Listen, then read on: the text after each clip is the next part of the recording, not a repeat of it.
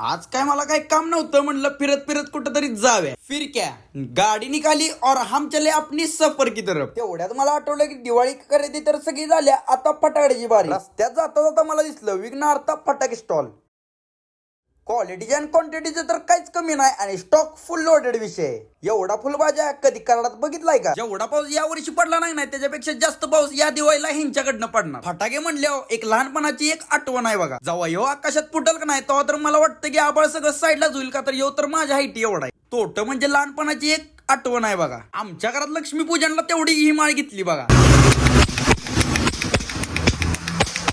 आणि यांच्याकडे लहान मुलांच्या लसूण पॉप सगळे अवेलेबल आहे. चला मग या दिवाळीला आपण खरेदी करूया विघ्नार्थ फटाके स्टॉल. नशीब माझे कसले त्यात चिंतून नसले